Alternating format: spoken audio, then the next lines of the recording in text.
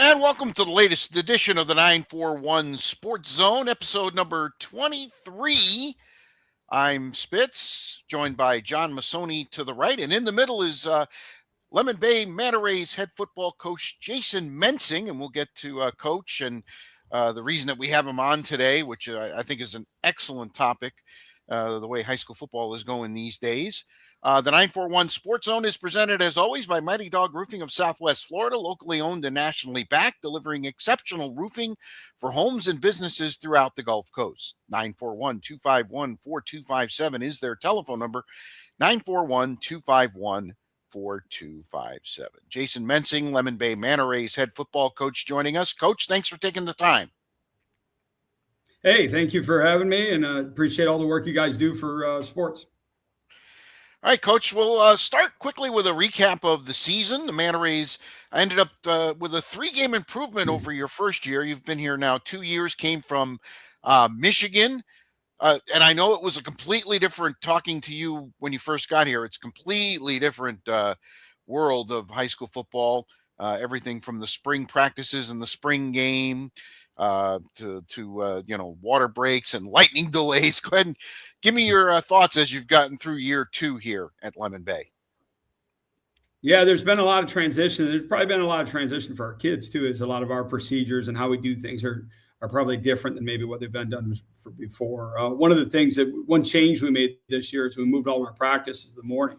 So our kids are arriving at the facility about 5:15 each morning to get ready for practice and get going right out of the gate. And we noticed a significant impact by that. We did not miss a single practice indoors due to weather. And I'm not sure another team in the state of Florida, they probably can say that. So that now with that, we give up some time. So we have to be highly efficient. We're only on the field for about an hour and a half, which is a different way of doing things as well than from back when we played, where we were out there for maybe 5 hours, it seemed like. But no doubt. Overall, we were 4-6 this year. It was a big step. I think the biggest thing for us was an incredibly tough schedule the last 2 years. Our kids were highly competitive in all but one game this year. We played a Cape Coral team that was highly ranked and lost by a touchdown, had a shot to win late in the game. So we gave ourselves a chance to win some big ones, and we just fell a little bit short this year. But it was a big shift in our team culture and mindset. The accountability to each other was much, much higher. We had a much better academic outputs. We've ended up third in the academic all-state through the year. We're the third highest scoring team in the school's history, so we're very productive offensively. Defensively, we struggled a little bit in giving up 27 points a game, but it was 6 points better than it was a year ago. And we started 7 sophomores on defense and saw improvement throughout the year. So even in that side of the ball, I was very happy with the job Brian McGill and staff did and the growth we had in that. Obviously, we plan to continue to get better with all those sophomores becoming juniors and seniors in the next year. Coach, you've made a decision. We had realignment this year. The FHSAA kind of realigned things, took away an entire classification, kind of shrunk things down a little bit. And Lemon Bay decided maybe the FHSAA wasn't the best for them. Now, this is just in football as of right now. Talk to me a little bit about your thoughts, what you did, and why you did it. Yeah. So we have elected to go to the Sunshine State Athletic Association. That association was established in 2007. I'll give a little history of that association and kind of where we are right now with it as well. When it first got established, it got established as a group of small private schools trying to find some competitive equity in what they were doing, as they were often running into the St. Thomas Aquinas and schools like that early in the tournament. And they wanted to just find an opportunity for their kids to compete and have a chance to have some success.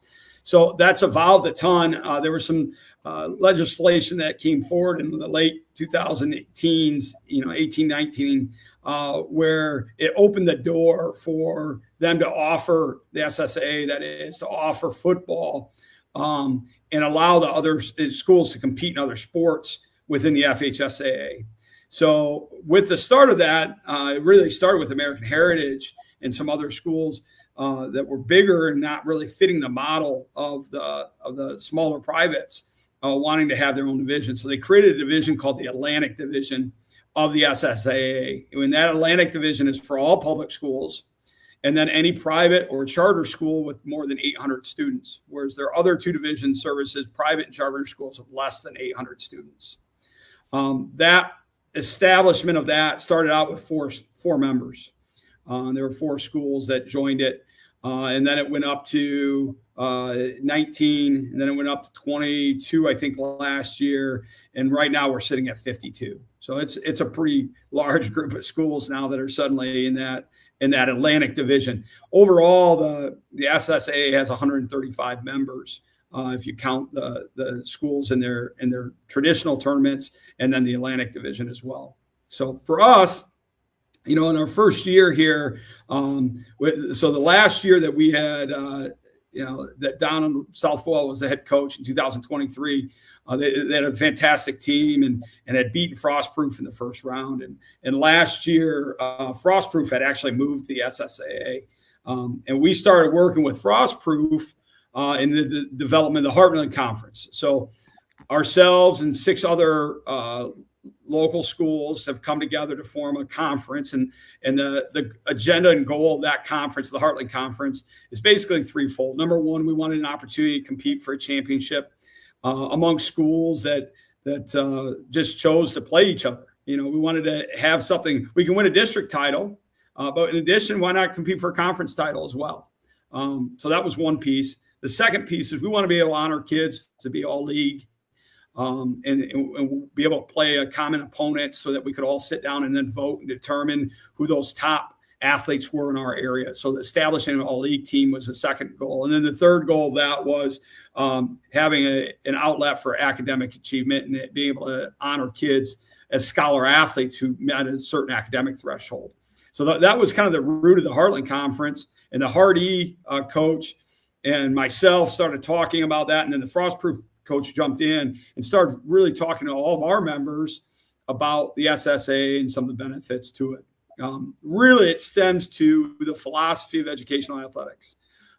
We are in a world right now where there's a lot of mobilities to a small number of schools. So there's a lot of kids who are transferring into this small group of schools.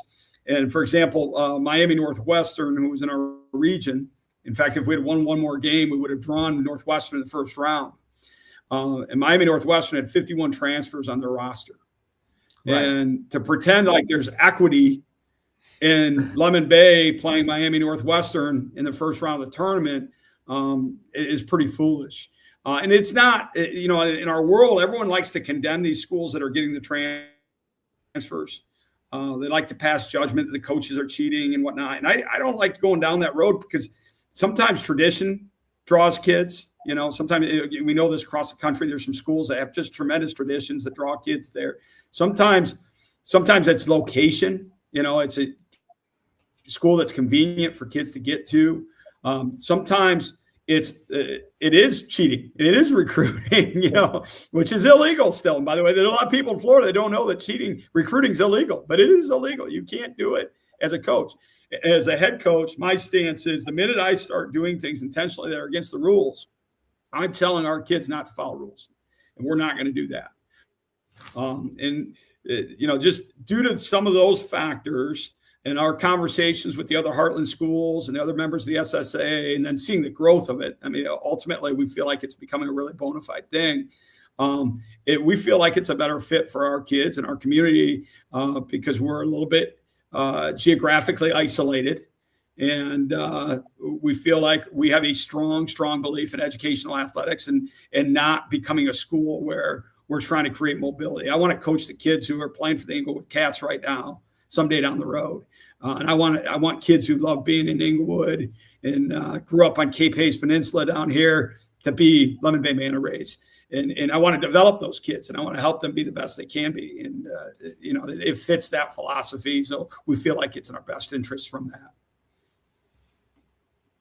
Yeah, I agree with everything you say, Coach, because we see it. You mentioned the Miami Northwestern. That would have been your first opponent in the playoffs. You've had one more win. And there's a lot of that. When you look at the bracketing for the FHSAA, you see those first round playoff games, and you're like, in some of the classifications, 2, 3A, especially 4A maybe as well, where you look at it and say it really isn't. I mean, you love to say David and Goliath scenario, but it's just hard to really wrap your head around that when it's year in and year out, and that's going to be the opponent that you face. And I think to your point, John, so Northwestern has been in our region the last 2 years, obviously before the reclassification here. And I would like to say that they're an anomaly, but they're not. Like this, like to your point, these situations are all throughout the state.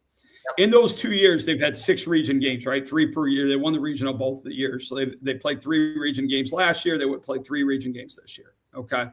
In those 6 games, they outscored their opponents 357-48. Okay. 28 of those points were scored by Miami Central in the regional final, which was a rematch game that they won 52-28.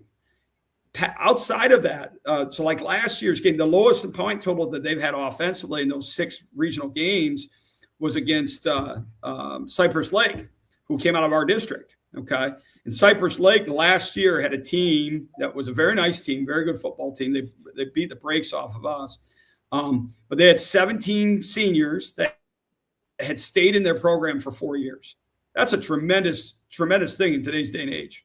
They had, 4-year kids, 17 kids. In fact, we started, after I talked to their coach about that, we started an award to honor our 4-year kids, because it's a big deal to play high school football for 4 years, especially in one location. So that's one of our primary rewards we give out now. So they have one of the best teams in school history. They go play Miami Northwestern. They get beat 48-0. And that's the closest game, the least amount of points Northwestern scored in a regional game in 2 years.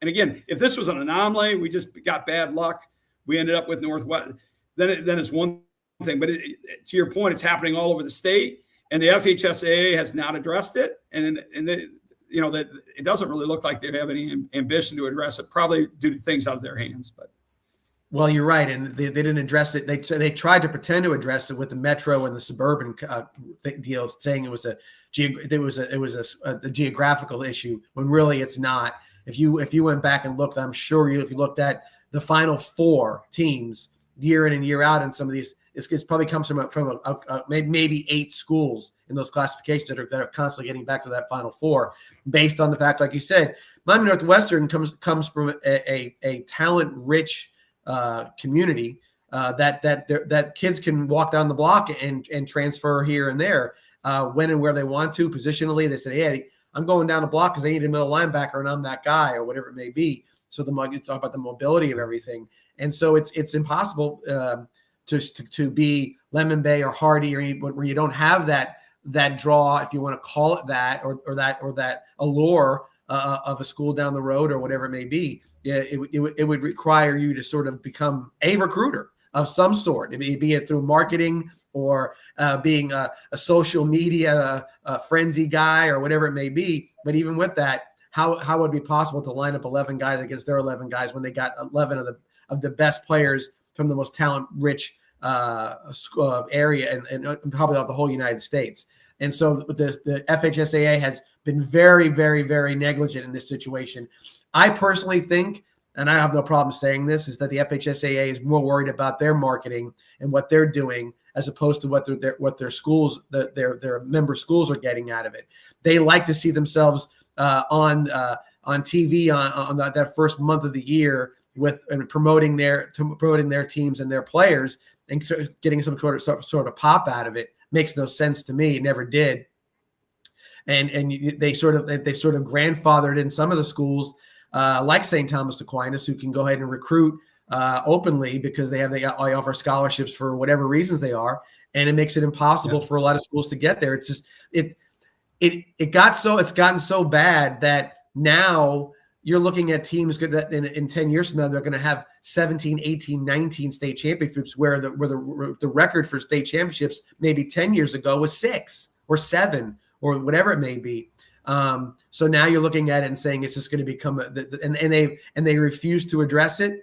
Heck, they even gone so far now, they gave up on having the games in a central place. They're making everybody go to Miami because that's where most of the schools are going to be playing from. They have no problem going down there. So they're not hiding their bias. They're not hiding their agenda. And it just makes it a lot easier to go to do something that's going to be an alternative to that. And I will tell you this, at the way it's going, the decision like you're making, more and more people are going to say like, hey, you know what? 30 teams went. When is the next 30 going to show up and say, I want to play here? Right. And then the FHSAA is going to be looking around, and they're going to be, money's going to go away, all the money from the playoff games and whatnot. And it's going to be their decision at that point. But you doing what you're doing makes an enormous amount of sense based on your philosophy and your geographic situation where you get your players from. Yeah, and one of the things that we've been talking about a lot down here is we know who we are, and we're proud of who we are. We're a school that is proud of being a community school and proud of prioritizing academics and student athletes. And I have a little social media presence. I've got a ton of contacts with recruiters. But I don't want a ton of transfers in. I want to build deep relationships with kids over 4 years, right? Like that's why I do this, is for the relationships, not to have some stud athlete roll in and have to cater to his needs. I want to help, Johnny, who might not be very good right now as a freshman, become a great player and have a college career as a senior. That's the juice that I get out of this. Also with that, when you know who you are, you have the ability then to, and when I say that, I mean that holistically. Our principal, our athletic director, our community knows that. When you know who you are, you can more appropriately find these next steps and look for other people who have a shared philosophy. And we're not going to roll in there and dominate this thing. There's 52 other schools. American Heritage Delray is one of them. There's some good football teams there. It's not a deal that we're going in thinking like this is going to be an easy pathway. It's not going to be. But we are going in there thinking, okay, now can we build our program around the philosophies we have and have a competitive environment week in, week out when we get into the tournament and see what happens. And then hopefully, once in a decade period, we have a magical group that can make a deep run. Now, this is just in football as of right now, Coach, but I've heard some murmurs that this is going to become across many more sports. What are you hearing? So there's some difficulty in that, in the standpoint of the SSAA currently only sponsors football to public schools 800 and bigger. So right now, that's the only opportunity. Where they go, so the SSAA, they 5, 6, 7 years ago, didn't even have this. So they're constantly kind of growing and evolving. And we have some proposals to them that they're looking at now that might create some other opportunities. But I don't know where that will be in 5 years or 10 years. At this point, that's not an option. And that's probably a good thing that, they've got their hands full with the growth that's happened in football. So I know I talked to the president today about some other things. And one of the things he was talking about is trying to be very smart and detailed and thorough in their decisions and how they go about things so that it doesn't end up becoming a mess. And I think that's wise on their part. Okay. Are you in a similar agreement? John, was the FHSAA a 2-year or 3-year agreement this time? 2. Okay. So are you in a 2-year agreement as well, Coach Mensing? So, this is one of those things that's really, really fun and cool. Okay. And as we were talking before we got on air, these issues that we're dealing with in Florida are nationwide. Like what we're talking about is competitive equity. We know that competitive equity doesn't truly exist. There's never going to be completely equal, right? There's always advantages and disadvantages. However, what's happening, we're seeing across the country, is that this reality of student mobility, where they're going to go to different schools and more schools, is creating less equity. So the competitive balance variable is getting larger than ever across the country, and states are all trying to address this. It's amazing how many different associations and football coaches I've talked to, and everyone thinks they have a magic answer, and nobody has an answer. That's the challenge with this. Right. Ultimately, for us and where this association is going, is their priority is competitive balance. when you have a second association, and I think this might be a model nationwide someday, when you have a second association, it protects you against litigation. So if somebody applies to the SSA, says, hey, we want to be a member of the SSA, they let them in, and then they don't like the rules and decide that they're not going to follow them. Well, they can't just sue. They've chosen to be in the part of this association. Right. Whereas before, when you only got one association, they could sue you. And if you're relying on the judge to agree, right? Well, now they're with multiple choices. Now, all of a sudden, from a litigation standpoint, you've made a choice to be here, to follow these rules.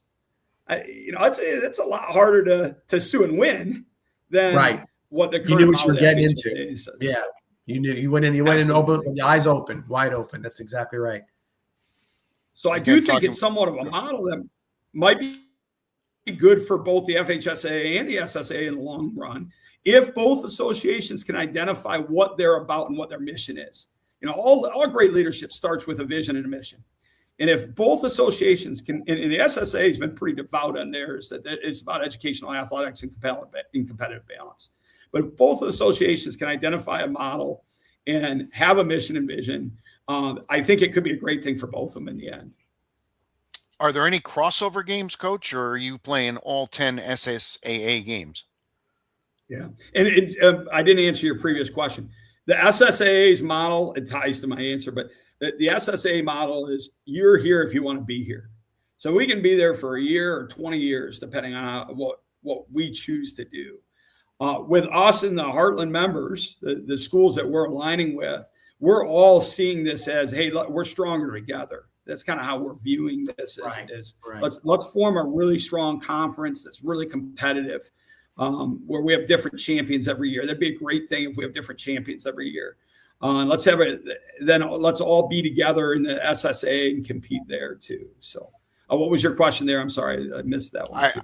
I asked if you had any, is it all your schedule coming up this year? Is it all 10 SSAA games, or you have some crossover with FHSAA?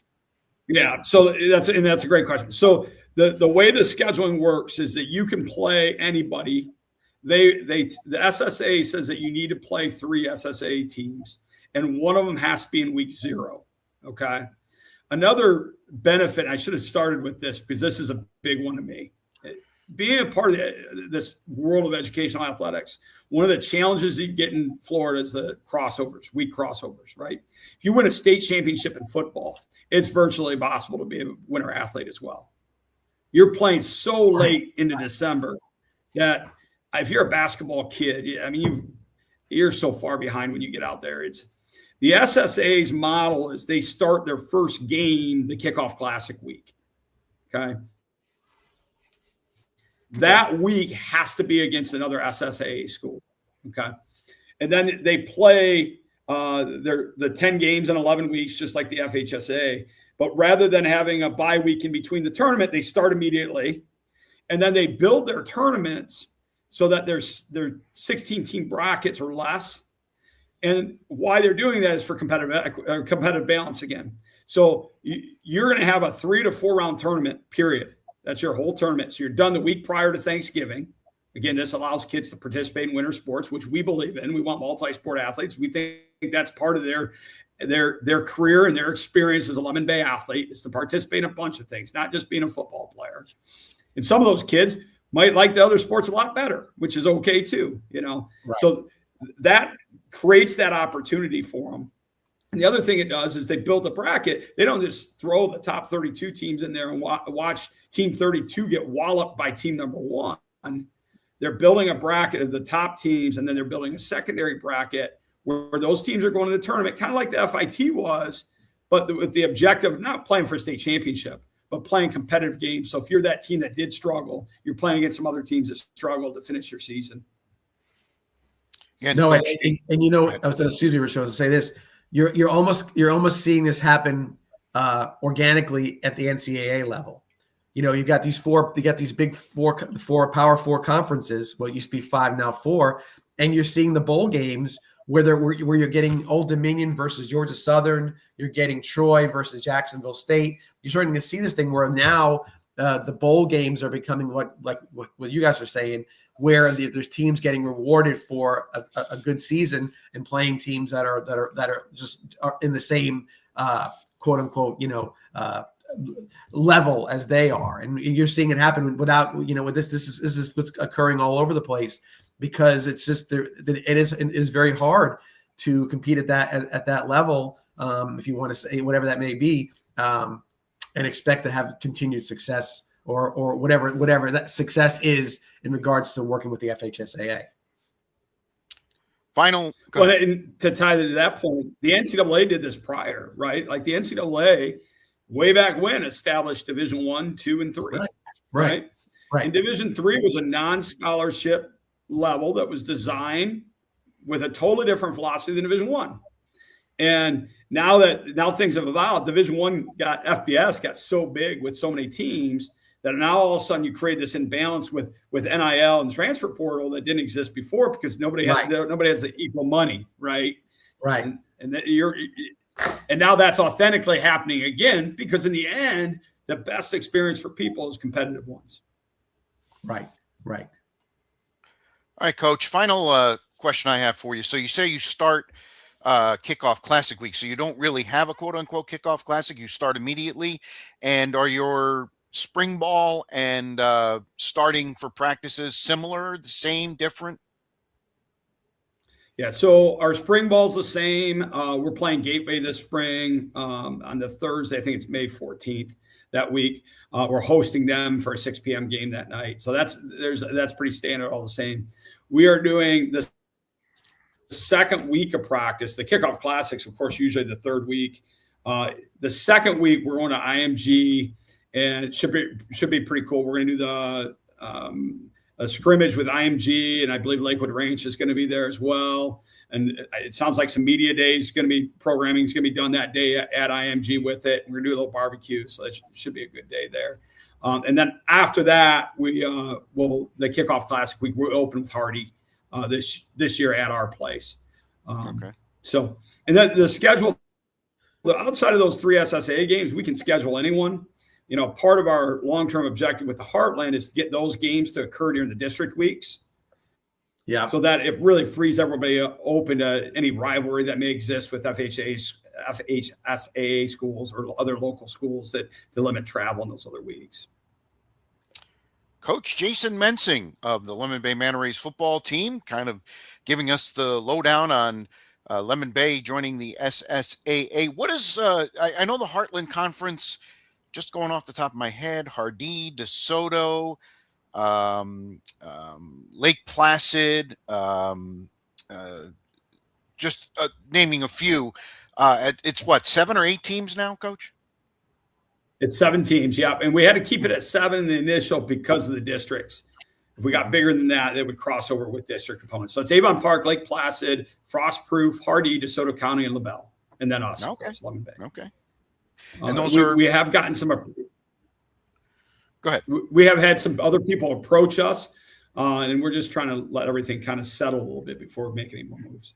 Well, you do it the right way, Coach, because the right way is to do it in a very measured way, being proactive instead of reactive. You know what I'm saying? It's like, hey, let's just do this. And I'm sure there was probably surprised to see 30 teams heading into the SSAA,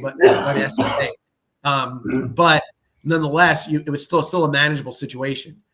You're not getting it out too far ahead of yourself, and next thing you know, you're like, where are we with this? And kind of gets lost a little bit, which seems to be the case with the FHSAA. The state turns around and puts together where you can move where you want to with unencumbered and everything else, and now they're trying to figure that out on the fly, and they're really not doing a great job with it, to be honest with you. But that's what happens when things sort of come at you when you're not prepared for it. Yeah, and they certainly have been very reactive. And anytime you're reactive in leadership, it's hard to ever get anywhere. It goes back to that mission and vision piece, and right. And they got a tough job. I'm going to be a little bit defensive of them, because when you don't know where you're going to get sued from next, it's a hard place to live. Everything is litigation. That's what it is. We got to do this because you're going to sue me because I'm not giving you the opportunity somebody else is getting, or whatever it may be. But what happens is when you avoid litigation, it's hard to put a rule in, because somebody else made the rule for you. You're not the one making the rule. Somebody else made it for you. Now you got to try to work around it, and it makes it very difficult to be successful. And even more tough to enforce those rules. And we're seeing this firsthand with the NCAA, right? Right. So absolutely. They have rules, but they're afraid to enforce them. Yes. And there's things that look obvious to us. I mean, we look at the basketball situation right now with these guys playing on the G League. I mean, that's a no-brainer. That's nuts. Signing, getting drafted in the NBA, playing in the G League, and then going back to college. Right. Talk about ass backwards. I mean, that is nuts. It is. It's crazy. And there's no reason to allow that other than they're afraid that they have any stance against it. And it's ludicrous to me because, again, you got to stand on some principle at some point. Right? In some way, why even have an association? But right. In some way, the NCAA, I've been saying all along, about 5, 6, 7 years ago, Northwestern tried to sue or try to get it so they could form a union for the players. Right. And that one move right there scared the hell out of the NCAA because everybody could start suing them for that situation. So what they did was they said, forget it. We don't want to just do let it go the way it's going to go. And then when it gets so outrageous, we'll come in and say, okay, we'll guide you through. We'll be the rules and regs guy. You guys take care of the money and everything else. And but it hasn't got there yet. So in the process, you've got guys portaling out of their teams that are in the playoffs. You've got all those kind of crazy scenarios being played out. I don't understand early signing period. How does that even work? Because why would a kid? If I was a kid now, I wouldn't want to do early signing because I could be a quarterback and I'm a 4-star or a 5-star kid who's getting promised to play somewhere, and then on January 13th, some kid's like, I'm going to that school and I'm a senior and I'm going to go one and done, and that kid gets screwed out of a situation that he signed the dotted line for in December. It makes no sense, and all of these things are just what happens when you're avoiding litigation and you're just letting everything kind of hit the fan, so to speak. And what you get is you have basically chaos. And then you throw in unbridled amounts of money being thrown around. That doesn't aid it either. No, I mean, what Lane Kiffin did going from Mississippi to LSU, it blows my mind. I can't imagine playing like in a tournament, competing for the national championship. And I'm out. I'm rolling. But what? How does that even happen? What's all your life's work about when you get close to the pinnacle, the summit of it all, and you just bail? Like, man, but it's money. I'm happy I don't live in that world. I had the opportunity to go to Oxford this year for the Florida Mississippi game, and that community was so they were in love with Lane Kiffin at that time, thinking he'd never leave Mississippi. Why would he? We're in the same conference. That's our rival. All things that lined up with it, and all it came down to was a dollar sign for him. Yep. And they had, of course, they're asking all the Florida fans, do you want Coach Kiffin? Do you want Coach Kiffin? And a lot of Florida fans said yes. And I said no. I said he's a hired gun. He's not going to hang around. He's not going to do anything. And what's going to happen is it's just going to turn into what you had in other situations where coach comes in 4 years, do anything to win kind of scenario, breaks 1,000 rules, leaves 4 years into it to get another job someplace else across the country, and leaves that school in shambles. And I said, I don't want him. And he's going to do. If he did it to you, he's going to do it to somebody else. And that's where it's at. Everybody's allowed to do whatever they want to do. Money is the winner in all these cases, and that's where. And I like LSU. I think they're a fun program to see play, but I don't wish much prosperity to them over the next couple of years, especially with the coach. Yeah. Final thing before we let you go, Coach. My favorite part of that whole scenario was the governor coming out and saying that they weren't ever going to overpay anybody again. Right. And then that just tells you about we give unlimited funds to Lane and crew. Yeah. a crook telling other crooks what to do right or wrong, right? That's ridiculous. Yeah. Yeah. One final thing before we let you go, Coach. You had a chance to go up. I know you go back to Michigan, participate in some coaching camps. You had a very a birdie told me, a little birdie named Sean, told me that you had a nice interaction with Michigan State's brand new head coach, Pat Fitzgerald. Yeah, it was pretty cool. So Antoine Simmons, who coached for me in 22, is their assistant D-line coach. Wow.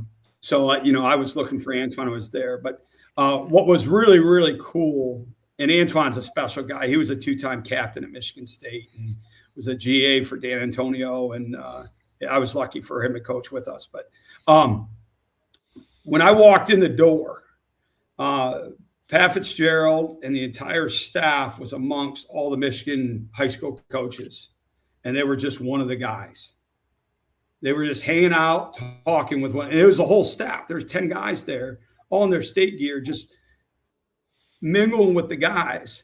And then in talking with Antoine and kind of the transition that's occurred, they mean business and they're going to compete. And it was very refreshing to hear. And Antoine loved Coach Smith too. Like, Antoine's a loyal guy and certainly loved the previous staff. And that's a tough transition. He was lucky to be able to stay on when, Pat came in, but it was pretty cool to walk in and see a Big Ten staff mingling with a bunch of high school guys, as if they're one of the guys, not, some elite guy that it's not usually that way. So, yeah. and they're usually friendly. Don't get me wrong. There's Big Ten speakers at those conferences all the time, and they're always nice to guys and whatnot.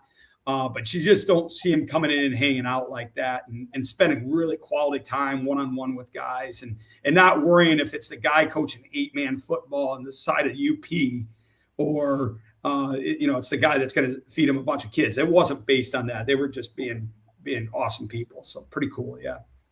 And Coach, I'll tell you, and I know Rich can attest to this.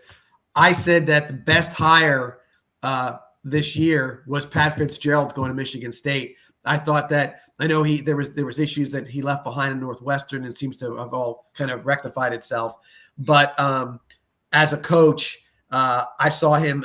I come see a guy at Northwestern. He was competitive way before Vanderbilt got competitive. Northwestern and Vanderbilt are on equal terms in regards to how they approach academics and athletics. And Pat Fitzgerald was beating major teams for years and years and years. And I think he'll go to Michigan State. Oh yeah, exactly. I think he'll go to Michigan State and it could quickly bring that team up to a level that's competitive. We're seeing the Indianas and everybody else at this point. The challenge he's going to have, the roster needs a major rebuild. They were playing a lot of kids that couldn't play in the Big Ten on their roster, and that was part of the problem Coach Smith had. And with him being out of coaching and some of his staff being out of coaching, one of the difference with him and Sig is that Sig could bring all those James Madison kids and other kids that were connected with them that obviously weren't 5-star recruits. He coached them up just like what Coach Fitzgerald will do. But, Fitzgerald's been out of it a little bit and he doesn't have quite that connection. So I think there's going to be a little bit of a challenge with that. But there's no doubt that he's going to recruit high caliber people. Yeah. And that's one of the things that we forget about in this world of mobility too. And whether it's college or high school ball, great talent doesn't help you win games. Great talent with great character helps you win games, right? And absolutely, rarely these guys who are moving all around at either a high school or college level are high character guys. A lot of times they're guys that are just trying to get their ego fulfilled, and they're not necessarily willing to do what it takes to be successful. And I have no doubt that Coach Fitzgerald are going to find those guys that have the character to win at that level, and the discipline, and they're not going to be around if they don't, Right. So, right. But your hiring cycle, I agree with you. Fitzgerald's probably the best hire, but our guys down the road in Ann Arbor did all right getting out of their mess too. That was as far as I like Fitzgerald as the hire coach, but that was the greatest recovery I've seen in a very short window, because that was like there was a gigantic hole in that ship, and it was halfway down, and they got one of the one guys I would say who could probably can probably fix that as best as anybody. He's a character guy, and did a fantastic job at Utah, and I'm sure he'll do just as good a job at Michigan. Yep. And the pockets are about as deep too. Utah's got money out there, so oh yeah, this is not something new that he's stepping into. He knows how to see talent, and Michigan will be all right. They may stumble for a year, but I think they'll be just fine. Yes, for sure. No doubt. Hey, Coach, we really appreciate you taking time. I know you got a commitment coming up a little later on here, so we're going to let you fly, but we certainly do appreciate you taking the time, explaining everything for us, and we wish you nothing but the best of luck, and we hope to see you at our media days in August as well. Thanks so much for having us, and like I said, appreciate all that you guys do for high school sports especially, but all sports in general. It's a great service you provide. Thank you, buddy. Appreciate it. Coach Jason Mensing of the Lemon Bay football team joining us here on the 941 Sports Zone. And Rich, read your advertisement right there, because I'm gonna go blow my nose because I've got a cold and I held it in there for a while. I'll be right back. I wasn't gonna say anything, but anyway, so we appreciate Coach Mensing for coming on, Coach Huber for being the olive branch to get him to come on. And listen, folks, like 52 teams now. After it started as 4, I have a funny feeling that this is going to get some serious traction in the next several years for sure. I do too, Rich, and I know I came out maybe a little hard on the FHSAA, and he don't want to say too much about it, but look, they've created this issue that there's a need for this, okay, and again, and then let's put it in layman's terms. Lemon Bay, the community of Lemon Bay is a bit detached. Okay. And what I say by that is so Lemon Bay's down here, Port Charlotte, North Port Venice, they're surrounded by other schools. Okay. And they have their own little entity right there. I guess you would call it. And it's hard for them to compete with schools that are able to do things from a much more talent rich community. And it's just how it is. Right. And let's be honest. And I'm not naming any schools, but look, hey, you know what? We're good. I don't want to be 4A. So let's turn in our school is only 700 kids, not 1,000. And we'll go that way. You're not naming any schools, huh? No, I mean, it's just like, it's kind of weird how they do that. Mm-hmm. And all of a sudden they're 3A or they're 2A or they're whatever they have to be in order to get success. Oh, look, we can go down and beat this team. Then we go play the tough team in our region. Then we go on from there. It's being done all over the place, and unfortunately, it's hard for certain schools, like I said, like Lemon Bay in particular, but even the whole Heartland Conference. I'm sure they all have the same story. I'm sure They all sat in a room, all 7 of them, at some point in time, and said, "Tell me how you got here." And it probably was the same exact way that Lemon Bay got there. And so you created a need. You've created a lot of things that now is this. There's a necessary point to this, and I hope it works out for them. Look, we talked to Sarasota Christian and ODA and everybody else, and they're happy as can be producing the Division I football players. It doesn't preclude you from being talented or successful. It just giving you the option of having a more cohesive, balanced way of playing your competition, and again allowing yourself to concentrate less on less on trying to manipulate roster retention. It's more about relationship attention, and that's what. And by the way, when you do the schools that are successful continually, no matter how many times you see coaching changes or whatever it may be, but the ones that have consistency when the coaches stay around, that's usually what it is too. It's relationship building as much as it is player building. All right, now I'll do that read that you asked me to do. Well, I was right there. Presented by Mighty Dog Roofing of Southwest Florida. Their number is 941-251-4257. They have local ownership, but they are nationally backed, and they deliver exceptional roofing for homes and businesses up and down the Gulf Coast. 941-251-4257 is their number. Well, Super Bowl 60 is set, John, and it's a rematch of Super Bowl 49, and for the 12th time in 60 Super Bowls, think about that for a second. That's one of every 5 Super Bowls the New England Patriots have been a part of.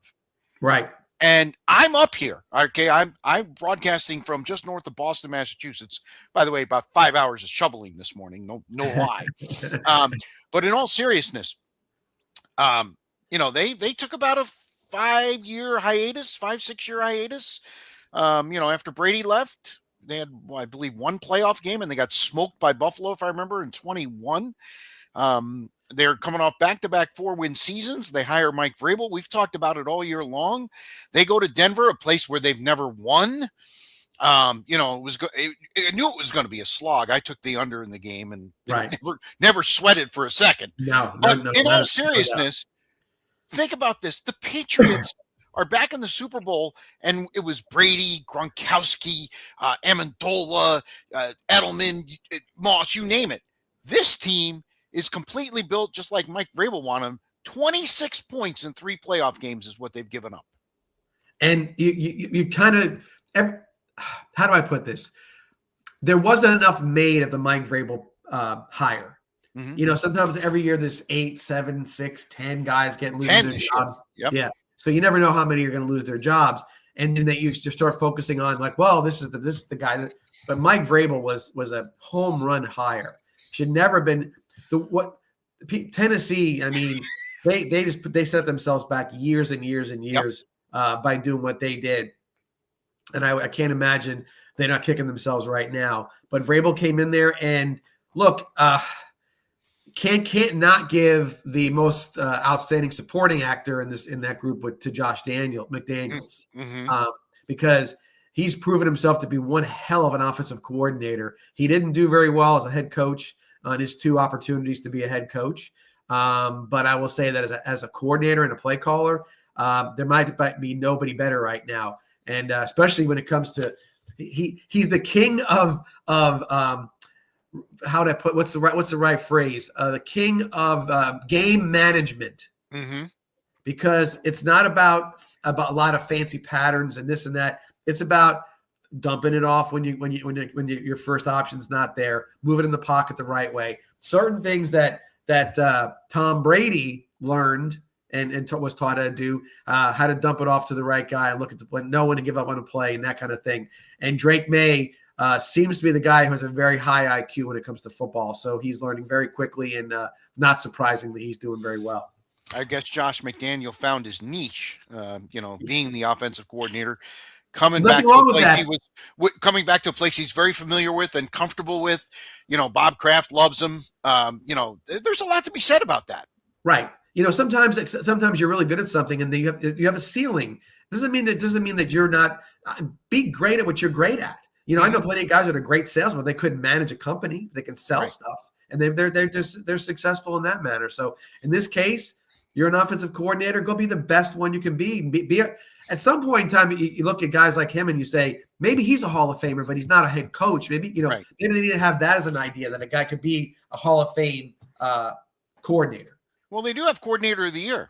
And he is, I believe, one of the 5 finalists, along with Dan Joseph, the guy he was up against yesterday. And listen, both teams' defenses played tremendous. New England just had that drive coming out the start of the second half where they held the ball for, it seemed like, the entire third quarter, ended up kicking a field goal. And, there's the difference in the game.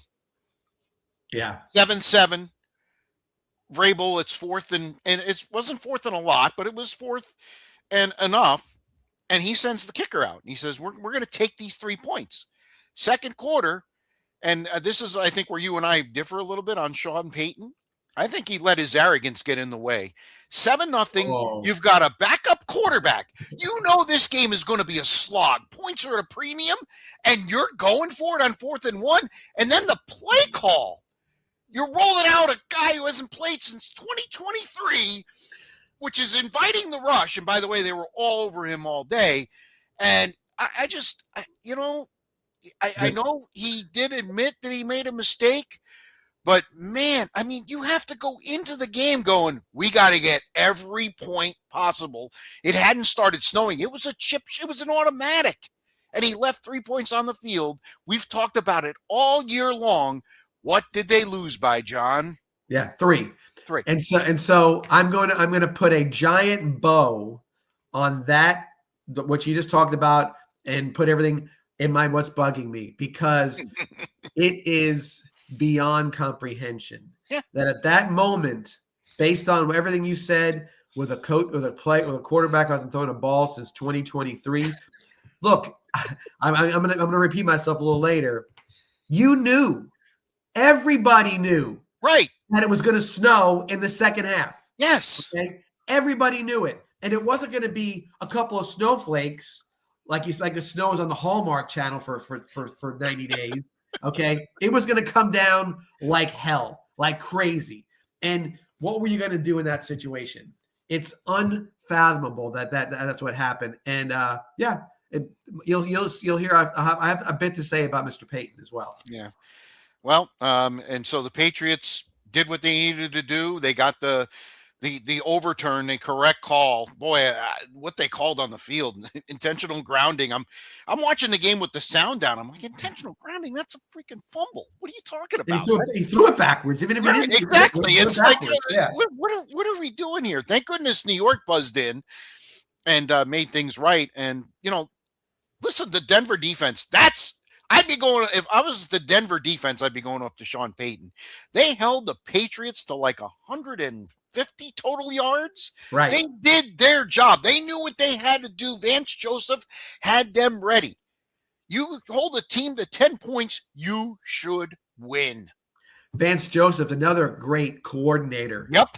You know what I'm saying? So you see these He's guys. He's probably going to be coordinator of the year, actually. He probably is. So you see that kind of situation where it pops up, and I think in the NFL, maybe more than anything, coordinators are huge. Just look at the Florida Gators, no offensive coordinator, and you'll understand why that was an unmitigated disaster. And then if it all plays out right, you'll see there should be success with a good coordinator coming next year, no matter who the quarterback is. Right. Meanwhile, in Seattle, it was a shootout as expected, although amazingly neither team scored in the fourth quarter. But before that, it was just up and down the field. I thought LA made a couple of, everybody talks about Sean McVay. I thought he made a couple of poor decisions, especially at the end of the first half. Minute 35 left, runs on first down, throws on second and third down, and gives Sam Darnold the ball. Talk about disrespect, by the way. Sam, he basically said, here, Sam, go ahead and get some points. He didn't just get 3, he got 7. And let's tip our cap. And I know that's hard for you to do because Sam Darnold was drafted number 3 overall by the Jets, was seeing ghosts, he's been everywhere. Kevin O'Connell's probably sitting at home going, we may have pulled the ripcord a little too quick. Good for Seattle jumping in and getting him. And he proved himself yesterday. 345 yards, 3 touchdowns, no picks, no turnovers. And he played with Matthew Stafford. That's all he had to do because his team had the better defense, and they end up winning, and they're heading to the Super Bowl. Sam Darnold should be any 3-year college football quarterback who's about the age of 20. What they should say is here's a picture of a guy, Sam Darnold. It took him 9 years to find success. Yep. And a lot of bumps on the head. Go back and go get your starts in college. Go learn your craft before you go. Yeah. And listen, that name, made my hair stand up because there's a second pick in the first round that they're saying, well, why don't they go get Tyson? No, it's just you're not picking a head of lettuce out. Okay. Right. I can get a head of lettuce and looks great, might have a little bit of a bad leaf on it, and I'll throw it away, and it's still a good head of lettuce. Not a quarterback. You can't just take any quarterback. And if they're not prepared and they're not ready, and obviously not ready, why would you take one? It's not the time. This is the biggest. All these Matthew Stafford, where'd he come from? Detroit. Sam Darnold, where'd he come from? 4 other teams, right? Jets, Carolina, San Francisco. And I heard a story today, and I love this story, and I hope it comes out for the next couple of weeks, John. I was listening to I think it was Dan Patrick, and I think he was talking with Mike Golick Sr. They were talking about the fact that, he bounced from the Jets to Carolina, and he actually took a step back. Instead of looking for a starting job, he wanted to get with San Francisco because, their coach is a heck of a teacher of quarterbacks. And then he goes to Minnesota and you get Kevin O'Connell, and he's a great teacher of quarterbacks. And he took that, 3 or 4 years that he was doing that, and he put it all and culminated yesterday with just an unbelievable performance in a championship game. And on the flip side of that too, Rich, I'm talking about not coming out when you're only a 3-year guy. Bo Nix played 6 years of college football, had 60 starts almost. And there's a reason why he can go manage a game. Okay. Right. Drake May started as a freshman at North Carolina, might still be there if it wasn't for the shakeup that happened with everything, whatever it was. But he goes out, gets time to gets tutored for a year or whatever it may be. There's ways to do this, and it's not to go pick up Ty Simpson or to go pick up Sam Darnold when he's had very limited success and or starts. I don't know why it's to me it's that simple. It's just that simple. And at that position, you should be steadfast in that situation, because that position doesn't work out. It sets you back 5 years easily because you're going to get a new coach and a new quarterback. Right. And that's hard to do year after year after year. As we have 10 openings, which is down to 4, by the way, and we'll talk a little bit coaching news. I didn't put it on the rundown, but I wrote it down later, John. So anyway, Stafford in what might have been, although I highly doubt it, his final game, 374 and 3 TDs himself. And again, Sean McVay late in the game had a decision to make. Now, I'm not so sure. There was under 5 minutes to go, and they may have never seen the ball again. As it turned out, they did. But down 4 points, you kick the field goal, cut it to 1, and then play some defense, although they really hadn't played defense all game. The pass goes incomplete. They end up getting the ball back, but they really didn't have much of a chance at the end of the game. What a wide receiver battle in this game, John. Probably 2 of the best in the game. I would say I can't. It'd be hard for me to argue against them being the top 2 guys in the league right now. And remember, Puka Nacua was a 5th round draft pick. The year that the Rams only had 4 draft picks and they hit a home run. So everybody gets enamored with the first round pick, and you got to get drafted on day 1 or day 2. If you do your homework, you'll find nuggets on day 3, and certainly the Rams have. I looked up why. I'm like, how did he get there? He was a bit of a problem child. Yes.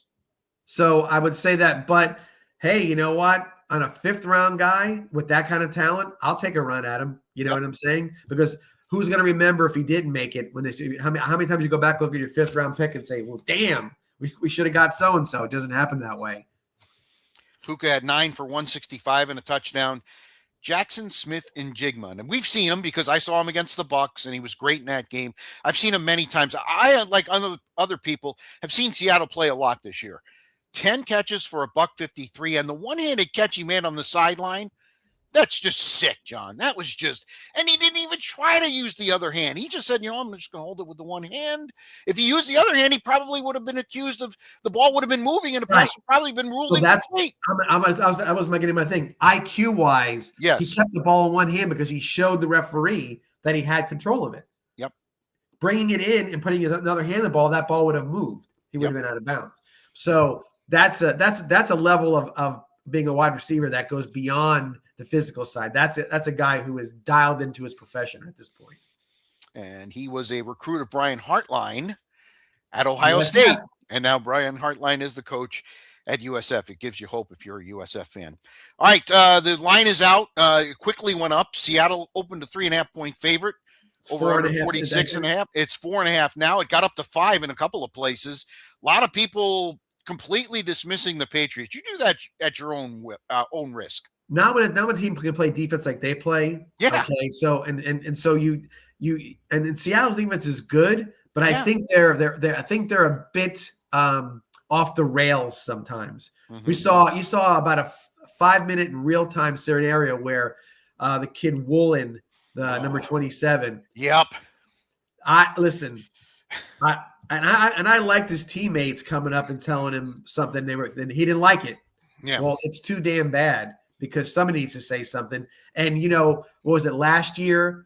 Or was it this year? I forget which one. When the kid from Arizona, the running back, ran into the end zone and flipped the ball out of his hand before he got in there, and then the coach yelled at him and dressed him down, and it became about racism and everything else. When a coach was just trying to tell another guy, don't do that stuff, and I would have been just as mad, but maybe now it's up to the players to tell somebody when they make a fool of themselves, and then make a fool of yourself. And you're shaking your head, no, and you're so wrapped up in yourself, you get beat on the very next play. Mm-hmm. Great play call. Go right after that guy. His head is up his ass right now, and let him go and you threat to the best guy, and it's a touchdown. Now, to his credit, he made 2 great defensive plays on that last drive, and he was the guy that broke up the pass in the end zone on 4th down. So absolutely did right. And that's why they drafted him. I mean, he may be a little bit of a knucklehead, and his teammates will take care of that. But the kid does have talent. That's what I'm saying. So at that point, you reeled him back in. You didn't. Nobody said nothing. Somebody said something, and I got to think that saying something went a long way to him being able to get back in that game. All right, I got the other computer going here because I want to just looking to see one of the things I want to talk about here. Mike McCarthy, a Pittsburgh guy, has a verbal agreement with the Pittsburgh Steelers. You're shaking your head. No, this guy wins 60-something% of his games. Who'd you want?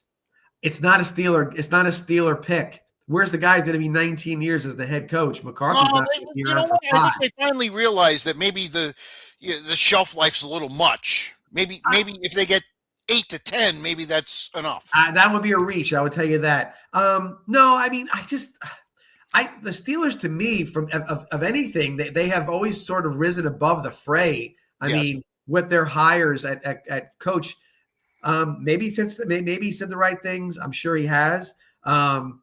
He did not impress me at Dallas at all. He seemed by 3 12-win seasons in a row. Here's what it is. I felt as though he took the job with all the bullshit that goes from Jerry Jones. Sure. Okay. He seemed like he was just the next puppet in the line of puppets that Jerry Jones has had. It disappointed me. He wanted a job. Look, if the Jets would have hired him when he was going for the different jobs that same year, I might have been okay with it at that point. But I seeing when again he just seemed like if it didn't go his way or whatever with personnel, with all that kind of stuff, I just didn't like his tenure at Dallas. Okay. Will he flourish in the playoffs? You're right. I'm sorry. No. I just didn't. The whole thing. I never, when he was the coach at Dallas, I never looked at Dallas as a threat. I never thought that Dallas was going to do anything. It just seemed like they were kind of going through the motions, and whatever Jerry was saying, he went along with it. And he, sort of like I would, if I'm the head coach and I go to the podium, I want to know what I'm saying means something. It's not going to be undermined by the guy 10 minutes later. Okay, so he goes to a completely opposite situation. Yeah. The Rooneys don't say boo. Basically, the head coach is the head coach. We have a whole bunch of Tomlin's Tomlinisms because of that, because he gets to the podium and he says some. So I want to give him a chance only from that standpoint. He doesn't have a Jerry Jones to worry about. He's the guy in Pittsburgh. They hired him, and he's the guy. He's just got about 70 million Pittsburgh Steelers fans to answer to. Yeah, and they are not happy. And I don't know what they wanted, some sort of coordinator that was 30. It's not 1997 anymore, guys. I just think, I don't know. I'm okay with the hire, and as a matter of fact, I think he'll do very well. I think he'll raise the standard in Pittsburgh. You don't agree, and that's what's great. Next couple of years, it'll play out, and one of us will be right, one of us will be wrong. Yeah, like I said, and one thing I also don't know if it's the right thing to do as well, and I haven't heard anything in the last couple hours, but is the hire also there because you're trying to get Aaron Rodgers back for another year? Well, that's interesting you say that, John, because they were on the outs when he left you're right. Green Bay. He had him booted. Right. Yeah. Right. So I don't think so. I that's very interesting. Speaking of Jonathan Gannon, who had the problem in Arizona, he's now the defensive coordinator in Green Bay, which I think is kind of interesting. Yeah. And then I'm trying to think of the name. The John Harbaugh hired away the defensive coordinator from Tennessee to be his DC in New York. Yeah. And actually, Tennessee has not been bad defensively. That's not been their problem the last few years. No, it absolutely has not been. And but these coaches know, get the right coordinators in there right away, because head coaching is a lot more to do with media and other things than CEO. it is sometimes. You're a CEO, man. You're right. You got to be able to put the right people in place. Todd Bowles. And I always go back to him, and I probably think I'm picking on him, but if I'm the Bucs, I make them hire a DC and say, listen, you're the CEO, your coordinators need to be the guys, period, end of story. Right. And it proved out this year, the two other coordinators on offense that were gone back-to-back years, they proved out how good they were. Yes. So nothing against Todd's success, but coordinators. Give it to me. Give it to me. Todd. Yes, thank you. Absolutely. One other coaching note, Philip Rivers took his name out of the hat in Buffalo. I was hoping I wanted him to go so bad. Yeah. I wanted him to go there. I was looking forward to it. Really? So, Josh. Yeah, your guy. Your other guy. Yeah. Okay, Josh. I gotta kind of believe that Josh had a little bit with McDermott's exit. And I would have liked to seen Josh sort of got coached up a little bit by Philip Rivers. That would have been interesting. It would have been an interesting situation. It was either going to be the best or the worst. No in-betweens. Yeah, no question about it. Yep. All right, so that's the latest on everything that's going on in the coaching searches. Again, the 941 Sports Zone presented by Mighty Dog Roofing of Southwest Florida, locally owned, nationally backed. 941-251-4257. They work up and down the Gulf Coast, delivering exceptional roofing for homes as well as businesses. So give them a call, 941-251-4257, Mighty Dog Roofing of Southwest Florida. John, when we did this podcast last Monday about this time, the national championship was just about to take place down in Miami. It turned out to be one heck of a game. Yes, it did. And, Miami's going to rue the day. Seriously, they're going to rue the day. How do you get a punt block on a punt safe? I mean, literally, Indiana was bringing like 4 guys. And one of them uses the blocker as a turnstile, blocks a punt, and they land out in the end zone. Ends up being the difference in the game. And I guess if you want to look at it from the Indiana standpoint, their 16-0 season, they seem to do everything right fundamentally. The linebacker backs up when nobody goes into the flat. He keeps going back and getting deeper, and Carson Beck ends up throwing the ball to him. I mean, They just made the plays all year long, and hats off, tip the cap, Kirk Cignetti and the Indiana Hoosiers national champs. Man, that sounds weird. It all sounds too good to be true. But this will be 20 years from now.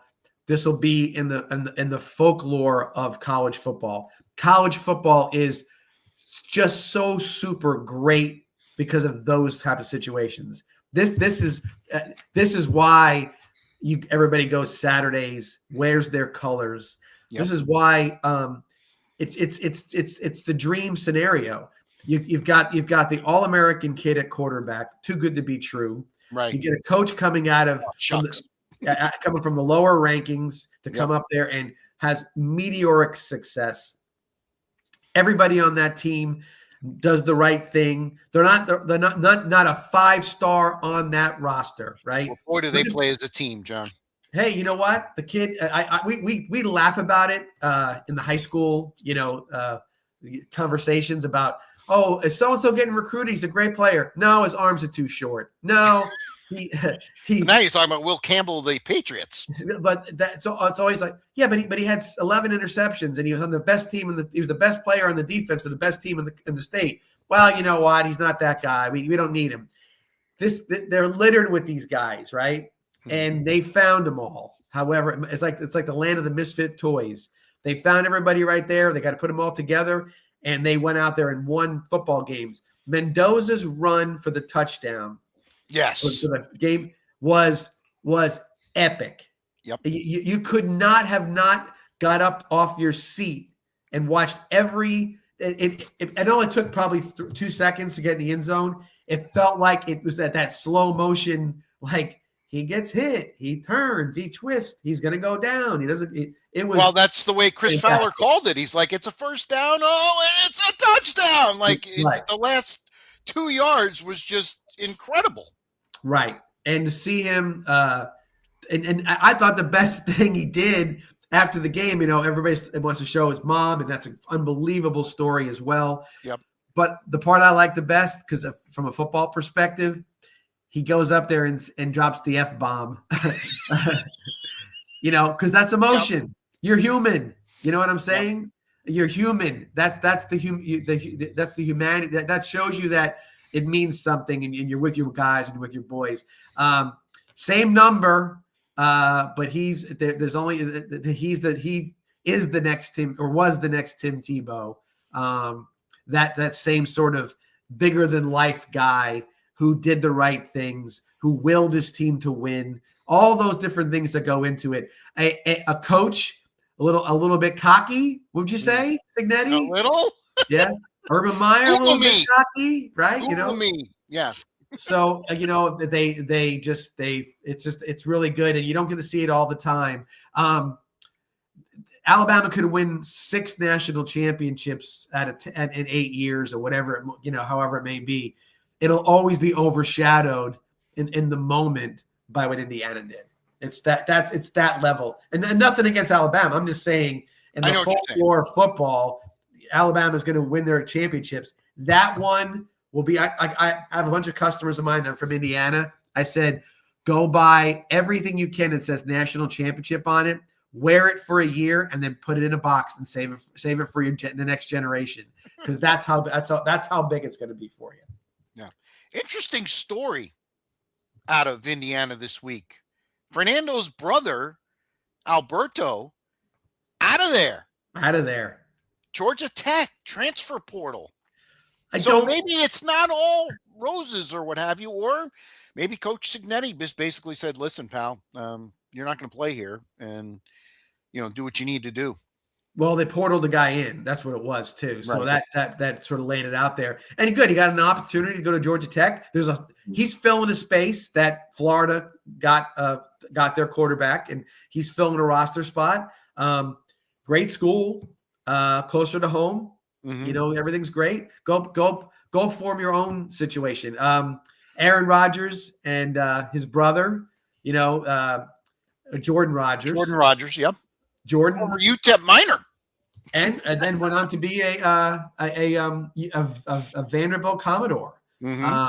And of course, Aaron was out in California. So yeah, I mean, I don't know if you want to follow your brother in everything you do. You know what I mean? So not a bad situation. No, I kind of tip my cap to the kid. I mean, because again, might be one of those situations where he just saw the handwriting on the wall and said, well, it was great.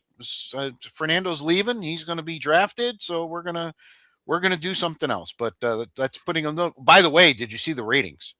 Unbelievable. It had to be. I couldn't. Yeah. And here's the deal. Okay. So Friday's deadline came and went. We're still with a 12-team playoff next year. Yep. Because Sankey wanted 16, and he's the commissioner of the SEC. And if anybody's watching this, you probably know, but let's give some context. Commissioner of the Big Ten, Tony Petitti, was like, all right, we'll give you your 16, but we want 24 by the end of the decade. And Sankey said, no. So we're back to 12. The thing that's interesting to me, where everybody was complaining about how late the national championship was, John, the next couple of years, it's even later. It's like January 28th next year. Yes, and I know that's crazy. And I think what they're setting up for, Rich, is I don't think Monday night works for them. There's more money to be made on a Saturday night or a Friday night even. I think that's what they're going to end up doing. I think Thursday night's the biggest one. Monday is terrible. It's terrible. And it's after the weekend and everything else. Even I was the Super Bowl was stupid. Why is Super Bowl Sunday? It's dumb. It was dumb. You have it on Saturday, and more people are they're selling take more Sunday off. Yeah, you get time to recover, get back. Yep. Right. But they never did. Still college football. I have a question for you because I've never heard anybody say why. Why in the hell do we want 24 teams in the big? Just I think it's nuts. I think that's crazy. It's just stupid. I don't even. Let's go back to what Coach Mensing said. They're trying to streamline things so that they're done before Thanksgiving. You want to be done in March? I mean, 24 teams. I can't. I don't know. I can't even think of how does the bracket work because you have to have. I don't even know how the bracket works. I don't understand. Probably 8 buys. 8 buys and 16 teams play, and then get rid of the bowl games. Then there's no bowl games anymore. Right? Who's going to watch a bowl game? I mentioned it. Before I'm like, hey, it's great for Old Dominion and whoever to play each other, right? No problem. But if the next day you're going to put your TV time into to all the games that are going to be on, no, you can't have that many games on one day. The hell is going to happen? Nope, you're absolutely right.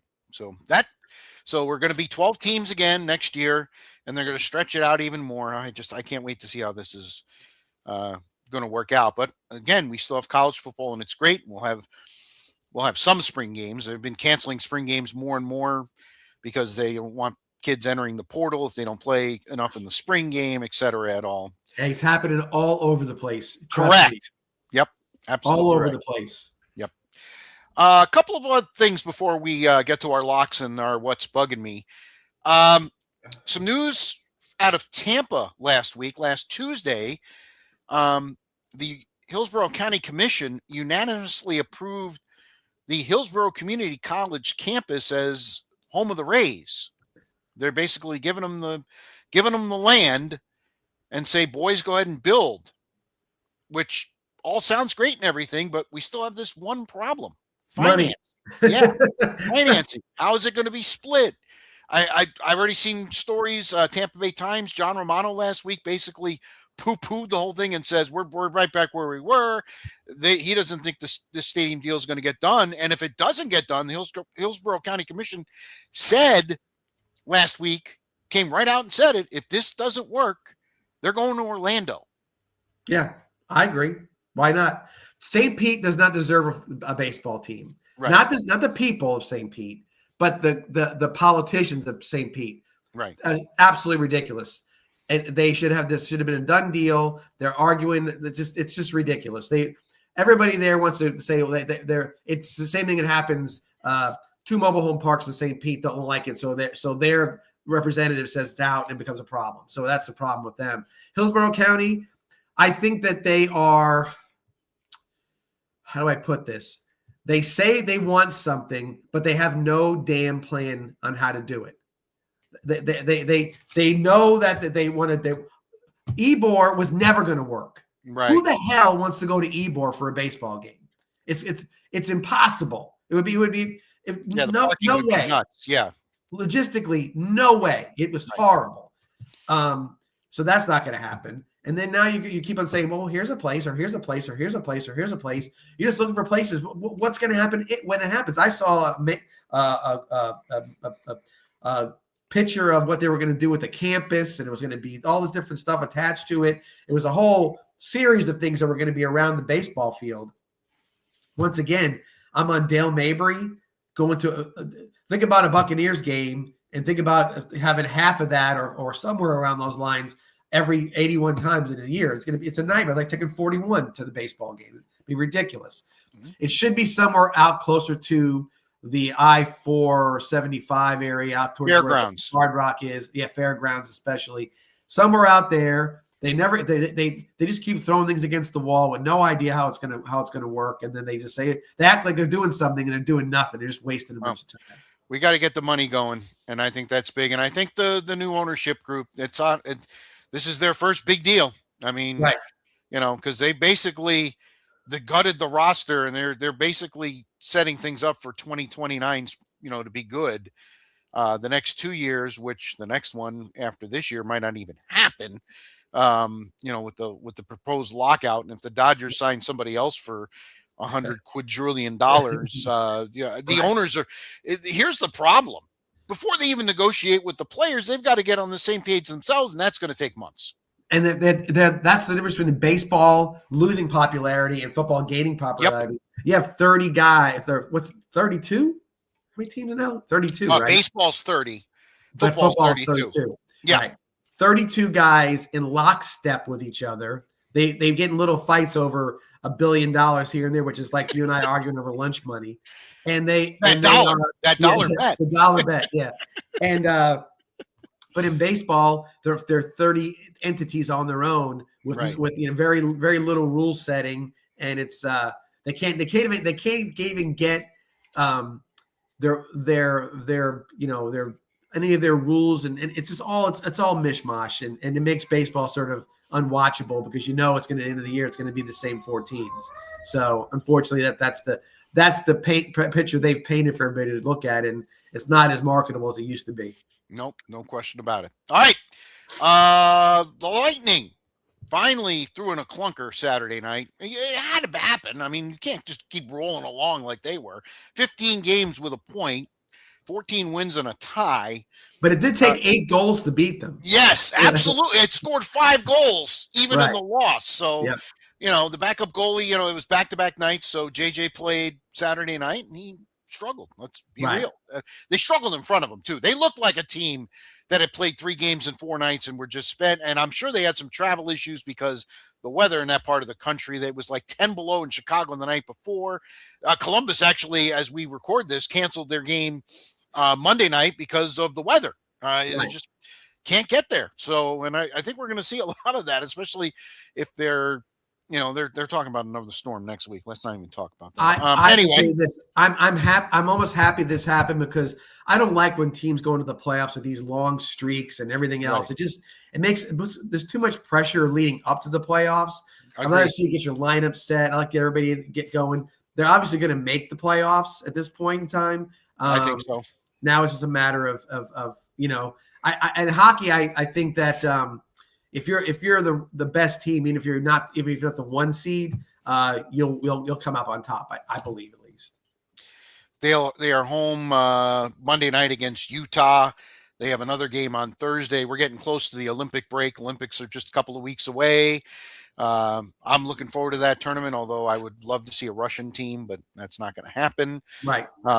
But to me, that doesn't. A lot of people are like, "Well, it just takes so much from the tournament." Screw that. They don't want to put a team out there. Fine, we'll do it without you. We did the 4 nations, and that turned out to be okay, didn't it? Last year, the 4 nations, that worked out just fine. Now we're going to have a bunch more coming up with that. By the way, the outdoor game is this coming Sunday. John, did you see the forecast? Is it cold? It's not only cold, we're calling for a wintry mix in Tampa. Yeah. I guess this storm I just alluded to on next weekend, I guess this is going to be one humdinger. It's going to make this storm that just passed by look like a little kid. They never like to go more than 8 days out or 7 days out. Even the 8-day forecast is usually like a 5-day forecast.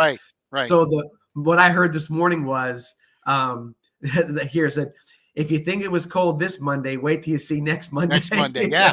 I see wind chills in the teens. Yeah. In the teens, as far south as Tampa. That's exactly right. No, there's no doubt better about wrap it. those pipes. For all you Floridians, if you want some advice, I'm here for you. We'll let you know. Because it hasn't gotten out of the teens, and it seems like a week. Yeah. I know it was warm last Thursday, but, man, it's cold right now.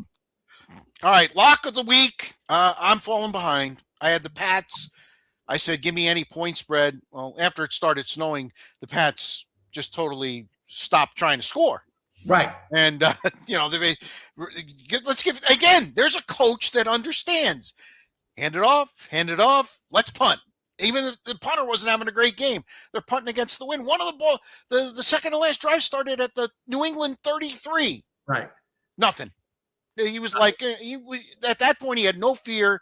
He's like, if we just do our job, does that sound familiar in New England? Yeah. We just do our job, we're going to the Super Bowl, and they certainly are. So anyway, I had the Pats. You had Seattle, and you're on quite a heater right now. You were 7-6. You won 5 in a row. You're now 12-6 on the season. I'm 10-8. We got to get creative here. The Super Bowl's not for another week. Oh, I did. I want to hear this. No, it's nothing. I was going to go golf, but I said it's too early. I'm going to save my golf for a little down the road. By the way, speaking of golf, I'll interrupt you for just see if you heard this before. Scotty Scheffler won. Scotty Scheffler does not go anywhere and not try to win.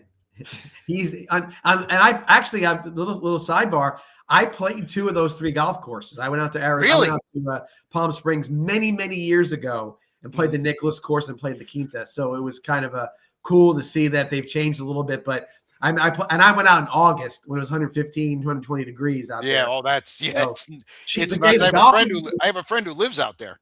Great times. Golf was cheap, but I made the mistake of drinking a couple of beers and drinking some water, and I almost had a heat stroke. And that's from a guy from Florida. A little toasty. Yeah, no doubt about it. All right. So I'll go lock of the week. So look for a big game, some game that somebody would want to watch. So I found one pretty quickly, and I went in college basketball. Oh yeah, I was going there too. I'm going Michigan to beat the undefeated Nebraska Cornhuskers at home. So I got Michigan at 18-1, beating the 20-0 Nebraska Cornhuskers. It'll be Tuesday night at home. So they'll end Nebraska's streak at 20 games. Give me. Okay, so it's at Michigan. What do you think? I already knew this because I looked at this line and went, "Oh my God!" What do you think the line is? I'm gonna say the line is Michigan -4. 10.5. Really? They have 10.5 undefeated. 10.5. Well, they're undefeated, and there's only 7th in the country. It's bizarre. Oh, they moved up. They did? They got top 5 as of Monday. Okay. They're now in the top 5. I didn't see that. So, all right. But it's taken a long time for them. Listen, Miami's still undefeated, and they're in the teens. Right. Miami, Ohio, that is. Yeah. But so give me Michigan over Nebraska. Okay. I'm thinking straight up there. You're not going to. Well, I'll give the points. Wow. You're on such a heater. You're like, screw it, 10.5. No, I wouldn't want to be have a better look at me with the cross eyes and say that's not a real win than a 10.5. Oh, that's not true. Well, we'll have to get Moneyline back on here then. Moneyline, yeah. I'm surprised. I don't know if you know this now, but I like watching wrestling. It's sports related. Wrestling. They have a character guy, a guy now. His name is Joe Hendry. And if you say his name, he appears. And it's funny because he'll come out of a refrigerator. He'll come out from under the ring. He'll just show up. It's kind of funny how they do it. They're always very good comedic things. So when you say his name, he appears. If you say if you say Moneyline Peacock, he should just pop up on the screen and give me the thumbs up. I'm gonna have to ask some of my friends how do I do that, because I got people that really know StreamYard a lot better than I do, and we have to. Interesting. All right. What am I gonna do?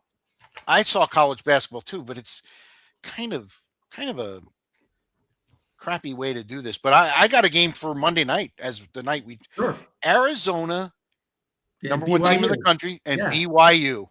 Yeah. Spread's only 1.5. Arizona's favored by 1.5 at BYU. BYU's got that freshman.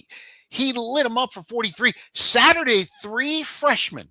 First time in the history 40 points, of the NCAA, 3 freshmen scored 40 or more. And this kid's BYU's the goods. I got lucky enough to watch Arizona beat Florida the first game of the year. Yeah. And I thought Florida played well, and Arizona never was in doubt to lose that game. Yes. They're talented. And they are very talented, young talent as well. They have a freshman. He's big. He can shoot. He's got basketball skills. Arizona is very impressive. Impressive. I was gonna take it. It's not my normal thing. I don't like taking road favorites, but I only have to lay 1.5 with Arizona. I'm gonna stay up and watch that game, even though I got to get up for work. Whoa. What else Be is a there to 90 watch game. for? 9 It's just- o'clock. Yeah. 9 o'clock on the 4 Usually 9 o'clock, I'm freaking Done. dead to the world. All right. Final segment. What's bugging me? You've been kind of teasing it, so I'm going to let you go. So kick a field goal. That's that'll be the title of this little soliloquy here. Kick a field goal. Especially now, there are certain games and certain situations where maybe there's a point to be made. Maybe you're trying to get your offense a little better. Who knows? But in a game of the magnitude of the AFC Championship, and you're at home, and it's forecasted that you're going to have a snowstorm, not a sprinkle of snow, a snowstorm blowing all over the place, and you're not going to take the 3 points that are given to you. It changes people. What I don't get is this. When you don't get the points, it changes the complexity or not the composition of the game. It messes it up. Mm-hmm. If you're down 10, it's a different feeling than being down 7. Okay, and the Patriots haven't been down 10 much, if at all, this year. It would have been something new. You don't let them think they have a chance. Yep. Nobody, if nobody should have ever thought that Jarrett Stidham was going to win that football game for them. Right. Okay, it was up to Sean Payton to coach a great game. Yes, and he coached his worst game. He coached like he didn't know what he was doing. Right. He showed pure panic from the get-go. I think it's arrogance, John. Well, I'll give you that too, because looking at it from that perspective, he basically told everybody, I don't believe in Stidham by doing what he did. Okay. Right. We're not going to get down there very much often. We better get as many points as we can. Okay. He didn't show much. He didn't show much for his defense either. Your defense has played phenomenally all year. Drake May's only a 2-year guy. Why couldn't you think your defense was going to hold him to less than that many points? Okay. So I just think that he really, if I was self-analyzing after that, and I'm Sean Payton, he can apologize all he wants, but he better look in the mirror and say, hey, I may not get back to the AFC Championship in another 2 or 3 years. Who knows what's going to go on? I'm in a division where Patrick Mahomes is going to come back with a chip on his shoulder. Oh, and by the way, I had all those comeback wins this year. Yeah, right. And Bo Nix has been playing well, but not great in a lot of cases. So he listen, I think Sean Payton is a very good coach. Don't get me wrong, I really do. How many Super Bowls did he win? One. Yeah. How many did he get to? One. Okay. A lot of these games, NFC Championship, NFC Conference, the Saints were sort of the team you expected to lose a little bit. And I don't know. Again, I'm not trying to pick on him. It's not an easy process. He's a really good coach. But man, you better look at the philosophy of how you do things in the playoffs has got to change a little bit moving forward. So yeah, anybody, and by the way, this is going on everywhere. People are passing up on points. We talked about, you said, all year long. What are you thinking? What are you thinking in these situations? Take the points. Take the points. When you chase points like that, it makes no sense. It really makes no sense. And what happens? Lose by 3, lose by 2. So this happens, that happens. It changes the whole philosophy of the game. And I'm not saying you have to be ultra conservative in certain situations, but in those situations, no. You better be a hell of a lot smarter than that and take those points and make that field goal. That's like, guys getting paid millions of dollars, kick a ball 25 yards. Do it. And the conditions were ideal at that time. Kick the extra point. Why can't you kick a field goal? It's the same thing. Right. No, I'm with you. And listen, I've watched the Patriots because, I'm stuck up here. But Vrabel constantly kicks the field goal. Constantly. Yes. Constantly. He had one game where they had 6 field goals. Another game where they had 3 field goals. 4 field goals. He says 3's better than none. And you know what? Where is he? He's going to the Super Bowl.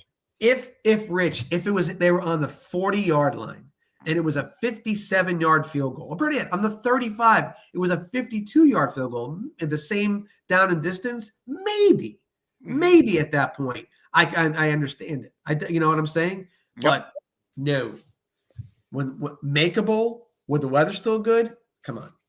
It's silly. All right. I have two what's bugging me's. Good. I kind of went over the one with Tony Batiti and Greg Sankey and the back and forth and Yeah, dumb. the 16, 24, and they end up with they took an extra of like 5 weeks to do nothing. Absolutely zero. Right. But my other pet peeve is my pet peeve annually. And only because of circumstance has been a few instances where the Super Bowl was played the following Sunday. Why do we need 2 weeks? Why? We don't. I mean, if I had a daily sports talk show, it would drive me crazy. What are you going to talk about for 2 freaking weeks? And do they really need a bye week? They're in a thing where they're playing every week. Patriots play 3 weeks in a row. The Seattle just had a bye and they played 2 weeks in a row. What do we need to stretch the season out any more than it is? And I know there's some talk that once they go to an 18-game schedule, that there probably will only be 1 week, because if you stretch the season out anymore, it's going to be in March, for crying out loud. Right. So I'm looking forward to that. Although I'm not looking forward to 18 games. The players getting hurt now. What are they going to do with an extra game? But back to the original premise. I just think it's absolutely stupid to have two weeks between the championship and the Super Bowl. You're right. What are you going to talk about Drake May over and over and over again? You're going to see the highlights of him being a basketball player, and his brother played in North Carolina. Right. His dad did this, and everything else did that. We already know the stories. We've heard them already. You're going to rehash them all, and it's going to be day after day after day of the same thing, and then a 12-hour pregame show that nobody watches anymore. Yeah, exactly. What can it? There's overkill to it, and yep. I will say this too. I've told you I'm not a big pregame show watcher as it is. I know. Yesterday I watched the NFL Network. Okay. And they ran out of things to do yesterday. Officially, there's nothing else to do. They dressed 4 analyst ups in costumes. Yes. In fish costumes. And Adam Thielen, who's new to the broadcast there or whatever, or maybe right, he retired. Yeah. Was throwing like the helmets or whatever. I don't know. It was beyond me. And Eisen was embarrassed. Rich Eisen was embarrassed by it. Sure, he should be. And there's nothing. What do you need a 3-hour pregame show for 2 games? I mean, what the hell? No, it's ridiculous. Yeah, ESPN does the same thing. I'm not watching. I turn the game on literally at 2:59 for the. But they should do it. Right. They're gonna have that many such time. They should take the roster and say, number 1 is Micah Parsons. He went to Penn State University. Here's what he looks like. Here's his kids. Here's his wife. Here's this. Here's his favorite music. I don't need to know that much. I really don't. It's not that much. There's not that much interesting in it as well. It's just beyond my comprehension that they do that. And maybe they see that ESPN does game day and they act like a little clownish in that situation. But it's college. It's not in the studio. It's in front of thousands of screaming college students. It's a different deal. And maybe they're all fighting for ratings, but I can tell you that they're not. I'm never going to watch them. If I turn it on just because there's nothing else on, it's only just to buy me 5 minutes. All right, I think we've exhausted ourselves here. Yeah. What did I do there? I'm totally playing with everything right now. That'll do it for this edition of the 941 Sports Zone. Again, big thanks to Jason Mensing, the head coach. He did awesome. Lemon Bay High School for what an interesting conversation that was. Yes, very it interesting really was. Conversation. That'll be a lot to be talked about in the spring for sure. Absolutely, and I can't wait to have him come on in again for our preview, our season preview. Yes, absolutely. Yeah, I look forward to that, and we'll have several SSAA schools, and maybe have to segment it out and have them have their own spot. Yeah, the whole thing. I totally agree with you, John. Well, John, enjoy the impending cold weather, because it's coming, and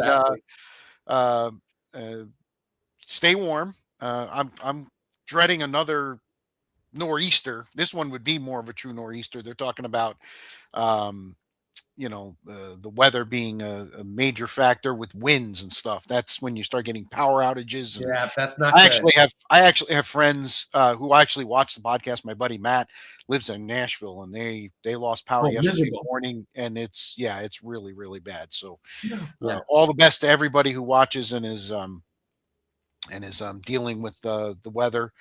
Kind of tongue in cheek with you. I mean, you just have to find a parka that you don't have, but nonetheless, I we look forward. have lots of sweatshirts, Rich. That's what I'm. There you I'm a sweatshirt guy. Me too. And look forward to next week. We will break down the Super Bowl next week. We'll talk about it. We'll make our picks, and we'll have a lot more. We'll start getting a little more, I think, college basketball worked in as well. A little Right. NBA. We've been talking a little bit about the Lightning. Go ahead. But we won't talk for 3 hours about the Super Bowl. No, that's very true. That's very true. We'll keep it to about an hour and a half. Yeah. Anyway, that's about what our average pod is, give or take a few minutes. All right, everybody, stay warm, stay safe, and we'll see you again next Monday. And again, like us, subscribe. It's on YouTube, it's on Facebook, it's on X. I get it on Instagram. So wherever you consume your podcast, you can find the 941 Sports Zone. For John, ready for the draft, Masoni, I'm Spitz. Have a good day, everybody.